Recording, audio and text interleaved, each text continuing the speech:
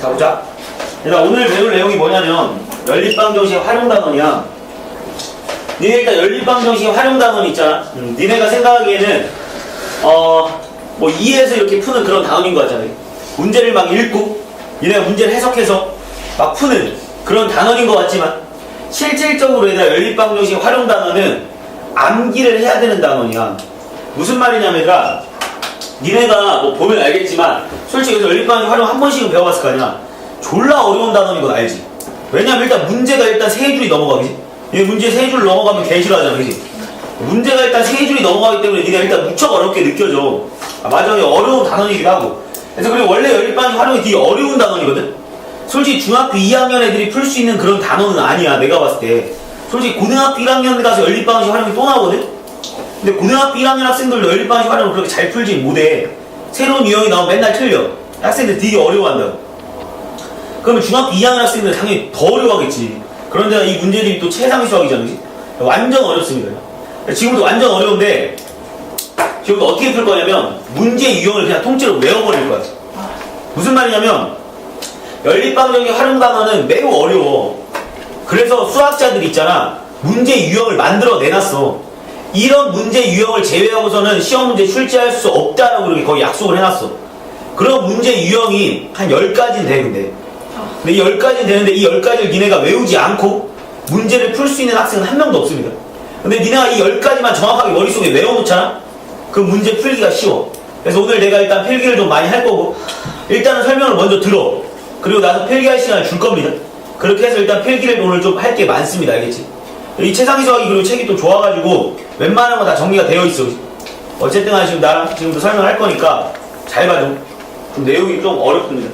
일단 첫 번째로 먼저 내가 뭐에 관한 내용부터 좀 설명할 거냐면 거리, 시간, 속력에 관한 문제부터. 니네가 제일 싫어하는 문제지. 거리, 시간, 속력 나오는 문제지. 요 문제에 대한 내용이 어떤 문제들이 출제되는지에 대해서 내가 다 설명을 할 겁니다. 일단은 이 기본적인 이거 3가지에 대해서 니네가 당연히 머릿속에 외워야지. 뭐 거리는 시간 곱하기 속력이라는 거, 시간은 속력분의 거리, 뭐 속력은 시간분의 거리라는 거. 얘들아 이거는 그냥 머릿속에 그냥 외워야 돼. 이걸 뭐 아직도 못 외우는 사람이 있다면 뭐 이걸 뭐 희한하게 외우는 사람들 많더라고. 뭐 이 새끼 막 이렇게 막 그래가지고 이렇게 외우는 사람도 있고 막 뭐 거속시 이렇게 외우는 사람도 있고 막 별의별걸로 다 외우던데, 그냥 그런 미친 짓 하지 말고 그냥 딸딸딸 외워. 그냥 외워. 뭐 개지랄이야. 어차피 니네가 외워야 돼, 알겠니? 그럼 어차피 외워야 되는데 뭐 이렇게 힘들게 외우냐? 그냥 한 5,000번만 읽어봐. 그럼 외워질 거야. 5,000번 읽기 싫으면 한 500번만 써봐. 그럼 자동적으로 외워질 거니까, 알겠지? 그러니까 그냥 외워. 뭐 이런 미친 짓 하지 말고, 아니? 그럼 도대체 이 속력에 관련된 문제들이 이제 어떤 것들이 있는지 내가 지금부터 설명을 하겠습니다. 잘 봐, 일단.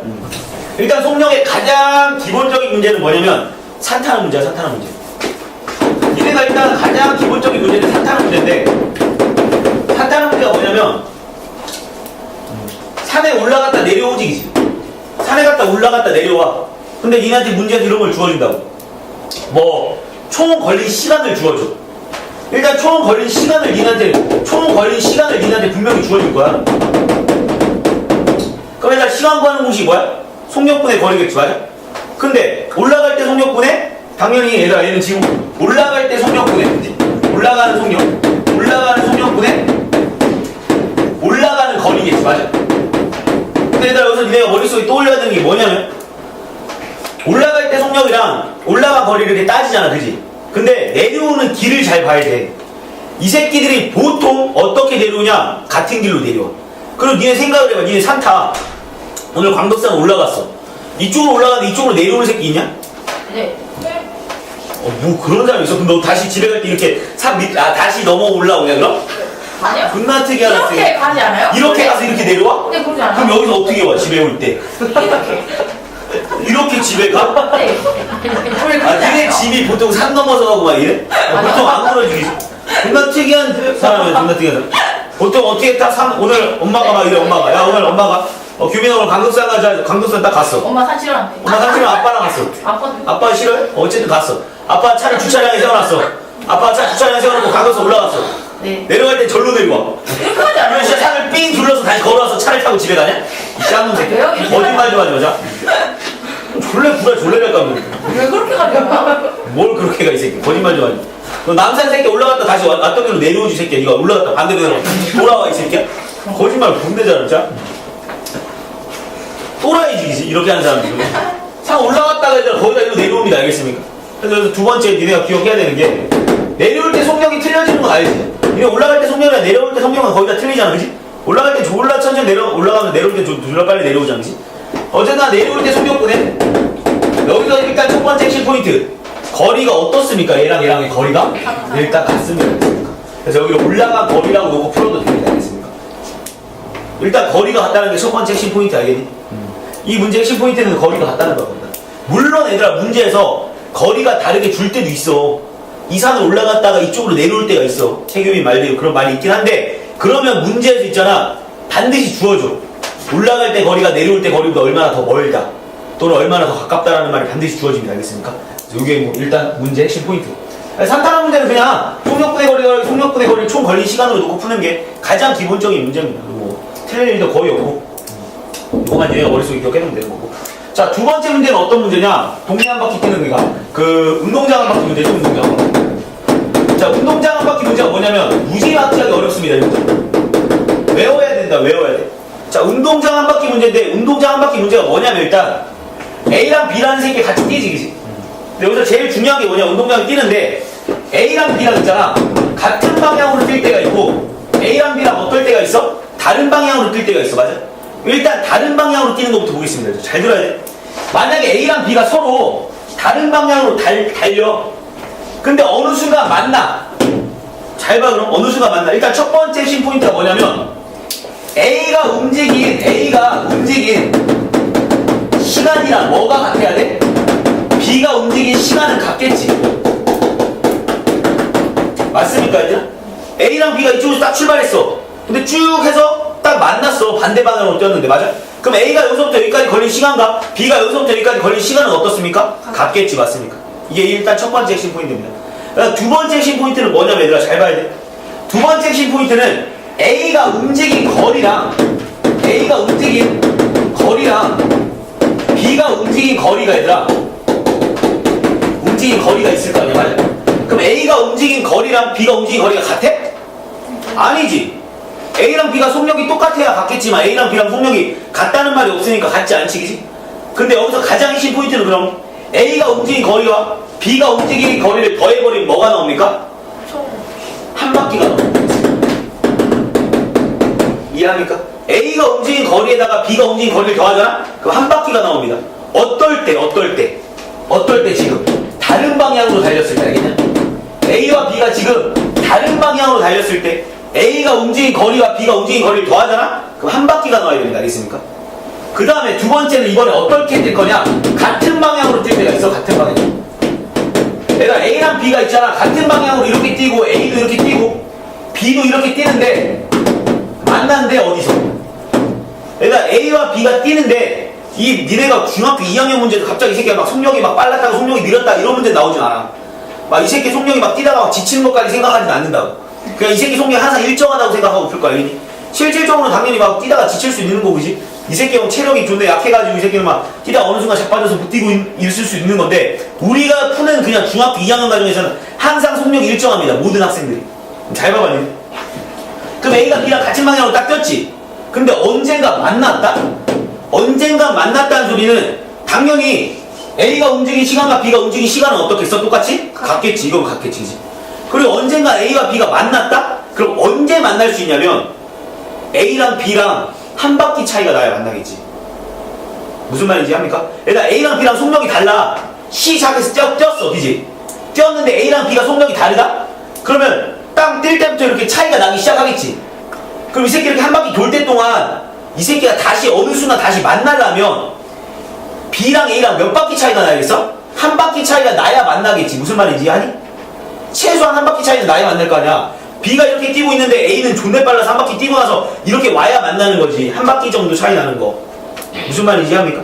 그러니까 여기서 두 번째 핵심 포인트는 같은 방향으로 뛸 때는 만약 A가 더 빠르다는 가정하에 A가 움직인 거리에서 뭐가 움직인 거리? B가 움직인 거리를 뭐 했을 때? 뺐을 때 뭐가 나옵니까? 한 바퀴가 나온다는 걸로 식을 세워야 됩니다. 무슨 말인지 차이점 이해하니? 그러니까 지금 다른 방향으로 뛰었을 때랑 같은 방향으로 뛰었을 때랑 다릅니다. 알겠니? 다른 방향으로 뛰었을 때는 두세 개의 거리에 합이 한 바퀴, 같은 방향으로 뛰었을 때는 두세 개의 거리에 차가 한 바퀴가 나와야 된다는 이 문제의 핵심 포인트입니다. 이제 이게 바로 운동장 한 바퀴 문제입니다. 뭐 호수 한 바퀴, 한 바퀴에 관련된 문제들은 모두 다 이런 문제를 풉니다. 알겠습니까? 그 다음 세 번째, 기차 문제 들어가겠습니다. 자, 일단 기차 문제인데, 기차 문제가 딱 나온 순간 니네는 처음에 딱 보자마자 문제, 기차라는 말이 딱 나오잖아? 그럼 보자마자 일단 첫 번째로 기차의 속력을 X라고 묻습니다. 그 다음에 기차의 길이를 Y라고 약속이야, 약속. 알겠니? 기차의 속력을 그냥 X, 무조건 기차의 길이를 Y라고 알겠니? 다른 걸로 절대 놓지 않습니다. 무조건 기차의 속력, 기차의 길이. 그 다음 여기서 네가 생각해야 되는 거 잘 봐. 자, 어떤 기차가 있잖아. 졸라 열심히 달려. 어떤 터널이 있다. 어떤 터널이 있다. 근데 이 기차가 이 터널을 완전히 통과하는데 걸린 시간을 니네한테 주어질 거야. 분명히. 뭐라고? 기차가 터널을 완전히 통과하는데 걸린 시간을 니네한테 주어질 거야. 그럼 내가 니네한테 오히려 문제를 낼게. 이렇게. 야, 어떤 기차가, 이 기차야. 기차가 이 터널을 완전히 지나가는데 걸린 시간을 니네 보고 초시계를 다 하나씩 나눠줘. 그 다음 시간을 재봐. 그럼 니네가 언제 낼 거냐면, 기차가 이렇게 쭉쭉쭉쭉쭉 달리다가 요 터널에 딱 진입하는 순간 니네가 초시계를 딱 킬 거지. 맞습니까? 니네가 야, 이 기차가 이 터널을 완전히 통과하는데 걸린 시간을 재봐. 그럼 당연히 니네가 기차가 이렇게 쭉쭉쭉쭉 달리다가 기차가 여기 딱 왔을 때, 기차 약대가리로 딱 왔을 때 여기 있는 모든 학생들이 초시계를 딱 누를 거라고. 맞습니까? 그 다음에 초시계는 언제 끌 거냐 잘 봐. 기차가 여기서 이렇게 막 쭉쭉쭉쭉쭉 달려서 와. 근데 언제 초시계를 끌 거야? 기차 약대가리가 딱 보이자마자 초시계 끌 거야? 안 꺼. 왜? 내가 분명히 뭐라고 했냐면 기차가 터널을 완전히 통과하는데 걸린 시간을 물어봤어. 맞아? 그럼 지금 이건 기차가 터널을 완전히 통과한 거야? 안 한 거야? 안 한 거지. 그럼 기차가 터널을 완전히 통과하려면 규빈아 뭔 생각하는 거야? 이 새끼야. 자, 기차 생각해? 자, 이렇게 나왔을 때 니네가 초시계를 딱 끌 거지. 맞습니까? 그럼 기차가 실질적으로 움직인 거리는 터널의 길이랑 달라. 그치? 기차가 실질적으로 움직인 거리는 기차의 앞대가리부터 앞대가리까지를 물어봐야 될 거 아니야. 이해합니까? 그러니까 실질적으로 기차가 움직인 거리는 여기서부터 시작해서 이만큼을 움직인 거야. 맞습니까? 그러니까 기차의 움직인 거리, 기차가 움직인, 진짜 실질적으로 움직인 거리는 얘들아 뭐가 되냐면 터널의 길이 더하기 뭐가 됩니까? 그렇지. 터널의 길이 더하기 기차 길이가 된다는 게 이 문제의 핵심 포인트입니다. 무슨 말인지 합니까? 왜? 이게 터널의 길이지. 이게 터널 길이, 이게 터널 길이고, 그 다음 이게 무슨 길입니까?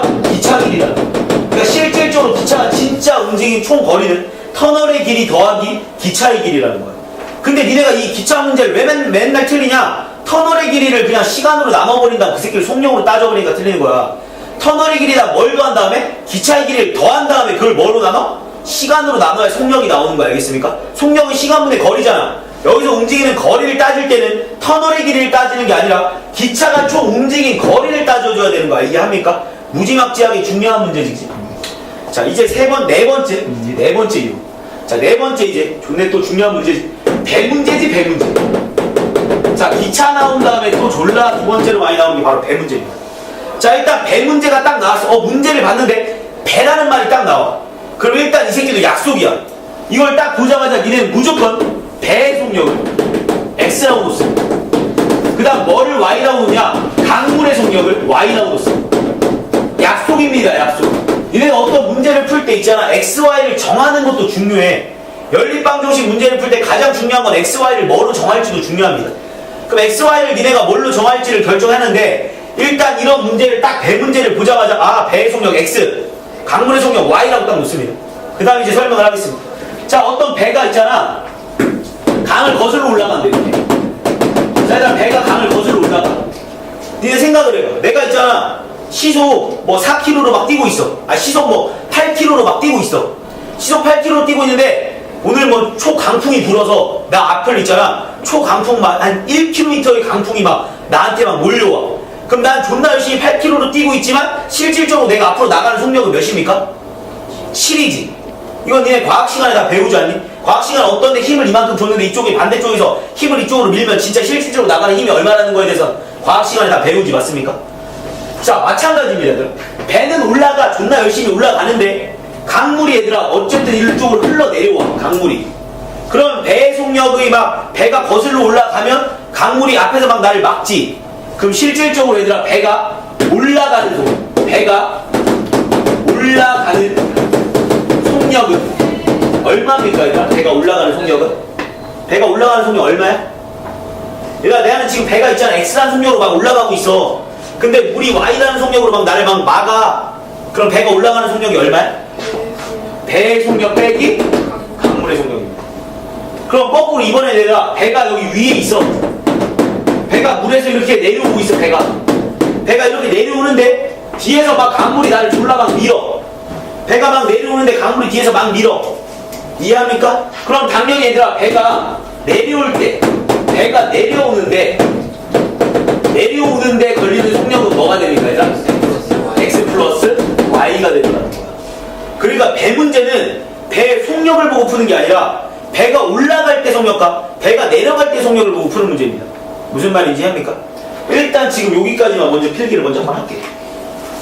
자, 이어서 자 이게 이번에 나오는 속력 문제는 형동생 문제인데 그 형동생 문제가 뭐냐면 형동생 문제가 일단은 이해하고 있어요. 형동생 문제가 뭐냐면 형이랑 동생이랑 같은 집에 살지 그지? 당연히 같은 집에 살겠지. 근데 형이랑 동생이랑 학교를 같이 출발을 안 하나 봐지. 형이랑 동생이랑 학교랑 형이랑 동생이랑 같이 사는 데 있잖아. 학교가 있고 여기 집이 있어. 그 집이 있는데 형이랑 동생이 있는데 형이 학교를 먼저 출발해. 형이 먼저 출발했습니다. 형이 먼저 출발했는데 20분 후에 뭐 예를 들어서 20분 후에 동생이 자전거를 타고 갑니다. 자전거를 타고 가. 형동생이 무슨 말인지 아니? 그런데 얘들아 형이랑 동생이 이렇게 가는데 그럼 형이 먼저 출발했지. 근데 동생이 20분 후에 출발한다? 근데 이 새끼 뭘 타고 간대? 자전거를 타고 가지. 그래서 결국 도착 시간은 결국 도착은 어떻게? 동시에 할 거야 분명히. 무슨 말인지 아니? 항상 이거야 문제가. 뭐 형이 먼저 출발했는데 동생이 20분에 출발하는데 이 새끼 둘이 도착 시간은 똑같아. 그러다 이 문제의 핵심 포인트는 일단 형과 동생의 움직인 거리는 어떻겠어? 다르겠어? 다른 집 삽니까? 형이랑 동생이? 자, 형과 동생이 같은 집 살지, 그지? 그러니까 일단 형과 동생이 형 동생이 형이 움직인 거리와 일단 동생이 움직인 거리는 같아. 맞아? 그런데 형이 움직인 시간이랑 그러니까 형이 걸린 시간과 동생이 걸린 시간은 다르겠지.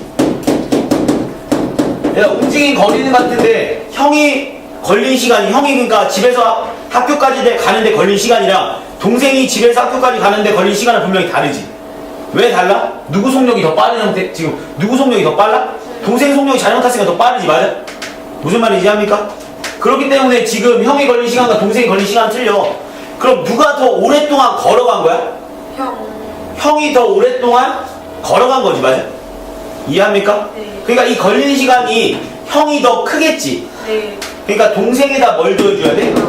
20분을 더해줘야 돼. 이해합니까? 네. 그래야 얘네 둘이 걸린 시간이 어떤 거야? 같다라는 게 핵심 포인트입니다. 이해하니? 두 가지 포인트지. 첫 번째, 당연히 형과 동생은 같은 집에 살기 때문에 움직인 거리는 같을 수밖에 없습니다. 그다음 두 번째 핵심 포인트가 형이 걸린 시간과 동생이 걸린 시간의 차이는 20분 차이가 난다는 거 머릿속에 반드시. 자, 그 다음에 이제 소금물 문제겠지. 자, 일단 소금물 문제는 일단 니네가 첫 번째 알아야 되는 게 그냥 식이 두 가지 나올 거 아니야. 어쨌든 연립방식이니까 연립방식인데 식이 두 개 나오는데 일단 첫 번째 식은 무조건 위에 식은 무조건 뭘로 나오냐? 소금물의 양을 가지고 식을 세웁니다. 소금물의 양을 가지고 식을 세우면 돼. 그러니까 어떤 두 소금물을 섞었어. 그럼 당연히 두 소금물을 섞었으면 그 새끼가 섞인 소금물의 양이겠지. 그러니까 예를 들어서 이런 거야. 그러니까 이게 Xg 있고 얘가 A%래. 물이 Xg 있고 얘들아 A%. 얘가 얘들아 물이 Yg 있고 B%래 B%. 그럼 니네가 일단 첫 번째로 알아내야 되는 게 아니라 두 소금물을 섞었대. 왜냐면 여기 소금물의 양은 뭐가 되겠어? X 플러스 Y가 되겠지. 이게 첫 번째 식이라고 이게. 이해합니까? 그러니까 소금물의 양을 구해라고 하면 일단 x 플러스 y겠지. x 플러스 y. 그지? 그 다음 두 번째 식은 무조건 뭘로 세우냐면 소금으로 식을 세워야 돼. 소금. 무조건 두 번째는 소금으로 식을 세워야 돼. 얘들아 우리 소금 구하는 공식은 다 외우고 있지. 그리고 못 외우는 사람들을 위해서 거기 책에 쓰여 있을 겁니다. 100분의 농도 곱하기 소금물의 양이라고 다 적혀 있을 겁니다. 그러니까 얘들아 여기서는 소금이 얼마야? 100분의 농도 곱하기 소금물의 양이겠지. 맞습니까? 더하기 100분의 농도 곱하기 소금물의 양이겠지. 맞아?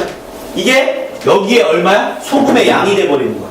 결국 이 새끼의 값이 여기에 소금량이 되겠지. 이해합니까? 그러니까 첫 번째는 뭘로? 소금물의 양으로 식을 세우고 두 번째는 뭘로 세워라? 소금의 양으로 식을 세운다. 알겠습니까? 농도 문제는 다 똑같습니다. 무조건 하나는 소금물의 양이고 두 번째는 소금물 식을 세웁니다.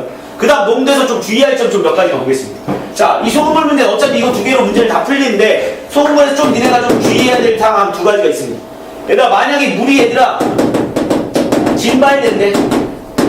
얘들아 물이 증발된다는 소리는 소금의 양은 변해 안 변해? 안 변한다는 거야. 알겠냐? 물이 증발된다는 소리는 소금의 양의 변화가 없습니다. 없어. 알겠니? 물이 증발한다는 소리는 얘들아 소금의 양이 변화하지 않아. 그치? 무슨 말인지 이해합니까? 그 다음에 얘들아 물을 부었대. 그러니까 만약에 물을 부었대. 얘들아 물을 부었다고 하면 얘들아 소금의 양의 변화 있어 없어? 없어. 마찬가지로 얘들아 소금의 양에도 변화가 없습니다. 알겠니? 그러니까 물을 증발시키든 소금의 양에는 변화가 있다 없다? 없다라는 거 머릿속에 반드시 기억해야 됩니다. 알겠습니까? 자, 그 다음에 이번에는 어떤 문제가 있냐면 가위바위보 문제가 있습니다. 가위바위보. 얘들아 이게 가위바위보 문제가 있는데 가위바위보 문제는 또 간단합니다. 얘들아 A라는 새끼랑 B라는 새끼가 가위바위보를 짰어. 예를 들어서 내가 얘랑 내가 얘랑 가위바위보 짰어. 나랑 얘랑. 내가 예를 들어서 10번 이겼어. 얘들아 내가 막 10번 이겼어. 그럼 이 새끼는 몇 번 진 거야? 10번 진 거야. 이해합니까? 내가 만약에 5번 졌어. 그럼 얘는 몇 번 이긴 거야? 5번 이긴 겁니다. 알겠습니까? 그래서 여기서 니네가 꼭 알아야 되는 게 뭐냐? A가 이긴 횟수랑 누가? B가 뭐한 횟수? 진 횟수는 같습니다. 알겠습니까? 그래서 얘는 둘 다 X라고 놓으면 돼. 그럼 당연히 얘들아 뭐가? B가 뭐한 수? 이긴 횟수는 A가 진 횟수가 같겠지. 얘를 뭐라고 놓으면 됩니까? Y라고 놓으면 됩니다. 이해합니까? 무조건 해. 자, 그 다음에 얘들아 자릿수 문제입니다. 자릿수 문제인데 얘들아 자릿수 문제가 뭐냐 얘들아 니네 10의 자릿수 그냥 3개짜리 한 번에 해볼게요. 물론 이런 문제 거의 나올 일은 없겠지만 얘들아 100의 자리가 얘들아 만약에 X고 10의 자리가 예를 들어서 만약에 Y고 1의 자리가 만약에 Z잖아. 그럼 얘들아 이 자연수의 값은 뭐가 됩니까 얘들아? 이 자연수를 뭐라고 쓸 수 있습니까? 그렇지. XYZ가 아닙니다. 알겠지? 제발 부탁인데 100의 자릿수가 X 10의 자릿수가 Y 1의 자릿수가 Z라고 해서 얘를 XYZ라고 쓰면 좋답니다. XYZ는 무슨 말이야? X 곱하기 Y 곱하기 Z라는 의미지. 분명히 다른 문제인 거 알고 있지 맞아? 그렇기 때문에 얘는 뭐가 되는 거야? 100X 플러스 10Y 플러스 Z라고 써야 된다는 거 머릿속에 반드시 기억해. 알겠습니까? 일단 여기까지 또 편집 먼저 하겠습니다. 그 다음에 자, 이번에 나갈 내용은 얘들아 이제 손이 안 해. 자, 이익과 손해. 다시 말해서 할인과 이익. 그러니까 뭐 예를 들어서 뭐 원가 정가이다. 얘들아 니네 있잖아. 원가 정가 문제인데 원가 정가 문제인데 원가 정가. 얘들아 일단 니네가 있잖아. 조용히 좀 하고. 니네 일단 원가의 의미와 정가의 의미를 좀 잘 모르는 것 같아서 먼저 설명하겠습니다. 일단 얘들아 원가가 뭐냐면 얘들아 물건을 만드는 데 있잖아. 딱 드는 비용이야. 그러니까 물건을 만드는데 딱 드는 비용. 그러니까 물건을 만드는데 드는 비용. 자, 예를 들어서 내가 분필을 하나 만드는데 500원이 들었다. 근데 내가 분필이가 하나 만들기 위해서 500원이라는 걸 해서 만들었어. 근데 이제 내가 이 분필을 팔 거야. 근데 분필을 파는데 내가 이거를 신지성한테 500원에 팔겠냐? 그럼 병신이지, 그치? 그럼 뭐 한 거야, 그치? 시간을 소비하고 내가 존나 노력한 거를 다 소비하고 그냥 파는 거 아니야, 그치? 말도 안 되는 거지, 그치? 그럼 나는 당연히 여기다 뭘 붙일 거야? 이익을 붙이겠지, 맞습니까? 그 금액을 우리 뭐라고 합니까? 정가라고 합니다. 그래서 정가라는 건 얘들아 뭐냐면 정가라는 건 쉽게 말해서 원가에다 뭘 붙인 거야? 이익금을 붙인 거야, 이익금을. 이게 정가야. 원가, 정가의 의미를 어느 정도 알아야 돼, 알겠습니까? 그 다음에 얘들아, 니네, 그 다음 내용 봐봐. 자, 그 다음에 이제 뭐 이익이나, 뭐, 금액이 올랐다, 증가했다, 뭐, 증가, 예를 들어서, 물건이 인상했다, 뭐, 인상했다. 자, 이런 문제들이 나올 때 얘들아, 문제가 다 퍼센테이지로 나올 거 알겠습니까? 뭐, 예를 들어서, 뭐, A% 뭐, 인상했다. 그러니까 그냥 숫자로 하겠습니다. 그러니까 20% 이익을 남기려고 한대. 또는 20%가 증가했대. 또는 20%의 금액이 인상됐대. 그럼 모두 다 이걸 푸는 방법은 뭘 곱합니까? 곱하기 1.2를 합니다. 알겠습니까? 20%가 증가했다고 하잖아? 원래 정확하게 말하면 100분의 120이야. 1.2를 곱하면 됩니다. 알겠습니까? 여기서 제일 중요한 게 아니라 왜 1.2를 곱하냐면 원래 정확하게 말하면 니네 이렇게 풀잖아. 예를 들어서 아이스크림 1,000원이야. 아이스크림 1,000원인데 내일부터 20% 인상된대. 그럼 1,000원에 20%가 얼마야? 1100. 20% 그냥 20%가 얼마냐? 200원이지, 맞아? 그런데 내가 아이스크림이 200원 인상된 거지. 그러니까 원래 금액 1에다 1,000원에다가 200원을 더할 거 아니야, 맞아? 그래서 그걸 그냥 우리가 빨리 계산하기 위해서 1.2를 곱해버립니다. 무슨 말인지 이해합니까? 그럼 당연히 얘들아, 이익의 반대가 뭐, 손해? 또는 뭐, 증가의 반대가 감소? 그 다음 또 인상의 반대가 인하겠지? 세일. 이렇게 했으면 얘들아, 얘를 만약에 얘가 20%가 인하했대. 그럼 얘는 그 값에다 얼마를 곱하면 됩니까? 0.8을 곱하면 됩니다. 이해합니까? 이게 바로 원가 정가 문제. 이 원가 정가 문제 당연히 이렇게 풀어야 되니까 머릿속에 반드시 기억해놓고. 자, 그 다음에 이제 니네한테 무슨 문제가 있냐면 또 올해 문제가 있어. 올해 뭐를 구해라. 땡땡을 구해라 문제. 내가 올해 땡땡을 구하라 문제가 있어. 무슨 말이냐면 올해 쌀의 양을 구해라. 또는 뭐 올해 남학생 수를 구해라. 또는 뭐 올해 여학생 수를 구해라. 뭐 올해 탄생할 뭐 동물 수를 뭐 구해라. 올해 뭐를 구해라 이런 문제가 나올 수 있습니다. 자, 이런 문제가 나오잖아? 이것도 약속입니다, 약속. 외워야 돼. 이 문제의 핵심 포인트는 바로 이겁니다. 무조건 작년 땡땡을 X라고 놔야 됩니다. 무슨 말인지 이해하니? 그러니까 니네한테 뭐 올해 뭐를 구해라 하잖아? 그럼 올해 뭐를 X라고 놓고 풀면 절대 안 풀려, 알겠냐? 무조건 작년 뭐를. 그러니까 올해 남자를 구해라 그러면 작년 남자를 X라고 놓는 거야. 올해 여자를 구해라 그러면 작년 여자를 X라고 놓고 풀어야 되겠니? 머릿속에 반드시 기억해야 돼. 자, 그 다음에 나온 문제가 이제 바로 1문제지, 1 또는 물탱크 문제입니다. 얘들아, 1 또는 물탱크 문제인데, 이 문제의 가장 핵심 포인트는, 일이 끝났다. 또는 물탱크가 가득 찼다. 물탱크가 가득 찼다라는 걸 우리 이제부터 뭐라고 놓고 풀 거냐면, 1이라고 놓고 풀 거야. 그래서 제 학생들이 의문되는 게, 쌤, 왜 이런 걸 1이라고 놓고 풉니까? 전 2라고 놓고 풀겠습니다 하면 2라고 놓고 풀어도 돼. 3이라고 놓고 풀겠습니다 하면 3이라고 놓고 풀어도 돼. 대신 맨 마지막에 문제에서 뭘 물어볼 거냐면 이 물탱크를 채우는데 얼마의 시간이 걸리냐 이렇게 물어보면 그 물탱크를 채우는데 니네가 처음에 3이라는 기준으로 놓고 풀었잖아? 그럼 똑같이 3이라는 기준으로 채워주면 돼. 그러니까 그건 별로 중요한 건 아닌데 왜 1이라고 놓고 푸냐? 가장 숫자 중에 가장 간단한 수가 1이잖아. 계산을 가장 적게 하기 위해서 그냥 1이라고 놓고 푸는 것 뿐입니다. 알겠습니까? 그래서 어쨌든 간에 1이 끝났다 또는 물탱크가 가득 찼다는 문제 1이라고 놓고 푸는데 여기서 X를 결정하는 게 가장 중요해. 무슨 말이냐면 X를 어떻게 결정하냐면 이렇게 놔야 돼. 뭐 예를 들어서 A 수도 그러니까 수도꼭지 A로 1분 또는 뭐 1시간 또는 뭐 1분 또는 1시간 1분 또는 뭐 1시간 동안 채울 수 있는 물의 양을 X라고 씁니다. 물의 양을 X라고 합니다. 그러니까 가장 기본이 되는 뭐 1분 동안 채울 수 있는 물의 양 또는 뭐 1시간 동안 채울 수 있는 물의 양을 X라고 놔야 되는 게 가장 중요합니다. 마찬가지로 얘들아 예를 들어 1의 문제가 나오잖아? 그럼 A가 하루 동안 또는 1시간 동안 할 수 있는 일의 양을 X라고 놔야 됩니다. 자, 얘들아, 이거 문제 되게 중요한 문제다. 얘들아, 이 문제가 있잖아. 맨 마지막에 뭐라고 나올 거냐, 니네한테. 야, A가 이 일을 끝내는데 며칠 걸리냐, 이렇게 물어볼 거야. 또는 A라는 수도꼭지로 이 물을 가득 채우는데 몇 분 걸리냐, 이렇게 물어볼 거야. 그런데 니네는 x를 뭐라고 놔야 되냐? 얘들아, 니네 연립 방식 중에 가장 어려운 문제가 뭐냐면 위에서 알려준 거랑 밑에서 알려준 거랑 다르게 x를 놓을 때가 가장 어려운 문제야. 아까 이런 문제. 올해 남자를 거라고 했는데 니네가 작년 남자를 내가 x라고 놔야 된다고 했지? 이거 안 외우고 풀면 문제 못 풉니다. 개 어려워집니다. 마찬가지야, 얘들아. 이 문제도 뭐 A가 이 물탱크를 가득 채우는데 몇 분 걸리냐 이렇게 물어보잖아. 근데 니네는 몇 분 걸리냐 이렇게 물어보면 그 새끼를 x라고 놓는 게 아니라 A가 1분 동안 채울 수 있는 물의 양을 1x라고 놔야 돼. 또는 A가 이 일을 끝마치는데 며칠 걸리냐 이렇게 물어볼 거야. 그러면 A가 일을 하는데 며칠 걸리는지를 x로 놓는 게 푸는 게 아니라 A가 하루 동안 할 수 있는 일의 양을 x라고 놓는 거야. 무슨 말인지 합니까? 이게 되게 중요한 핵심 포인트입니다. 이거 뭐를 x라고 놓는지. 자, 근데 내가 여기서 끝까지 끝난 게 아니야. 잘 봐. 근데 니네가 이걸 풀잖아? 그럼 항상 답이 분수로 나올 거야.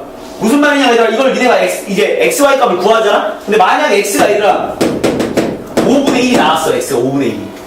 x가 5분의 1이 나왔잖아? 그럼 답은 뭐가 되냐면 잘 봐. A 수도꼭지로 1분 동안 채울 수 있는 물의 양이 5분의 1이야. 이해합니까? 근데 얘들아, 우리 물이 가득 찼다는 걸 뭐라고 놓기로 했지? 1. 그럼 얘는 물을 가득 채우는데 몇 분 걸리는 거야? 5분 걸리는 거야. 5분. 무슨 말인지 합니까? 얘들아, 얘가 일을 하는데 있잖아. 하루 동안 할 수 있는 일의 양이 5분의 1이래. 근데 우리는 일이 끝나는 걸 뭐라고 놓다고 했지? 아까 1이라고 놓자고 했지. 그러니까 하루 동안 할 수 있는 일의 양이 5분의 1이지. 근데 얘가 일이 끝나는 걸 1이라고 놨지. 그러니까 얘는 며칠 걸리는 거야? 1이? 5일 걸리는 거야. 무슨 말인지 합니까? 답은 반드시 분수로 나올 겁니다. 그리고 나서 답을 그냥 아무 생각 없이 5분의 1이라고 써서 틀리는 그런 바보를 봤습니다. 진짜.